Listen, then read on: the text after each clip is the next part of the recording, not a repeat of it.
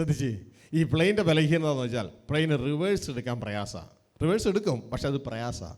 ഭയങ്കര എനർജി വേണം. പുറകോട്ട് മുമ്പോട്ട് പോകാൻ കുഴപ്പമൊന്നുമില്ല, പക്ഷെ പുറകിലേക്ക് വരാൻ പ്രയാസമാണ്. അപ്പോൾ അതിൻ്റെ ഒരു ബ്രിഡ്ജുണ്ട്, പ്ലെയിനിലേക്ക് കയറുന്ന ഒരു ബ്രിഡ്ജ്. അല്ലെന്നുണ്ടെങ്കിൽ അതിൻ്റെ ആ സ്റ്റെപ്പിൽ നിന്ന് ട്രാക്കിലേക്ക് കൊണ്ടുവരണം. ട്രാക്കിലേക്ക് കൊണ്ടുവരാനായിട്ട് ഒരു പുഷ് ബാക്കർ എന്ന് പറഞ്ഞൊരു വണ്ടിയുണ്ട്. അപ്പോൾ ഈ പുഷ് ബാക്കർ എന്ന് പറയുന്ന വണ്ടി, അതിന് മുമ്പിൽ ഒരു ലിവറുണ്ട്. ആ ലിവർ ഈ പ്ലെയിൻ്റെ ഫ്രണ്ടിലത്തെ കാലിൽ ഒറ്റ സ്റ്റെമ്മ, അതിൽ 2 ടയറുണ്ട്, അതിലിങ്ങ് പിടിപ്പിക്കും. എന്നിട്ട് നമ്മളെയൊക്കെ കയറ്റുന്ന സ്ഥലമുണ്ടല്ലോ പ്ലെയിനിലേക്ക്, അവിടെ നിന്ന് ട്രാക്കിലേക്ക് എത്താൻ തക്കവണ്ണം ഈ സാധനം, പ്ലെയിൻ്റെ എഞ്ചിനല്ല വർക്ക് ചെയ്യണേ, ഈ പുഷ് ബാക്കർ എന്ന് പറയുന്ന ഈ വണ്ടി ഈ പ്ലെയിനെ പുറകിലേക്ക് തള്ളിക്കൊണ്ട് പോകുമ്പോൾ പ്ലെയിൻ ഒരു സുഖമാണ്, എനിക്ക് അനങ്ങണ്ടല്ലോ അല്ലേ.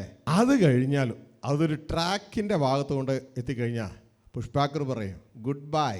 ആരോട്? പ്ലെയിനോട് പറയും ഗുഡ് ബൈ എന്ന് പറഞ്ഞിട്ട് പുഷ് ബാക്കർ തൻ്റെ വഴിക്ക് പോകും. ഇനി പ്ലെയിൻ എന്ത് ചെയ്തോളണം? തന്നെത്താനെ പൊക്കോളണം. ഇനി പുറയിലേക്ക് പോകണ്ട, മുമ്പിലേക്ക് പൊക്കോളണം. പിടുത്തം കിട്ടിയ ഈ ശബ്ദ കാഴ്ച വെറുതെ ഹോളിലുള്ള ആരോ പലതും ഓർക്കുന്നു. അവരെന്നെ വിട്ടുപോയി. ഇത്രയും നാളും കൂടെ എൻ്റെ ചങ്കായിരുന്നു, അവസാനം പോയപ്പോൾ എൻ്റെ ചങ്കും പറിച്ചോണ്ടാ പോയത്, എന്നെ വിട്ടുപോയി.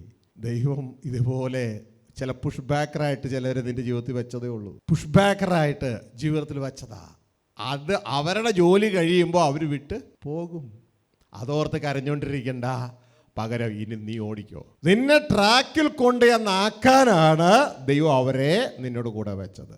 നീ ട്രാക്കിലായാൽ അവർ വിട്ടുമാറും. അത് ദൈവത്തിൻ്റെ സെറ്റപ്പാ.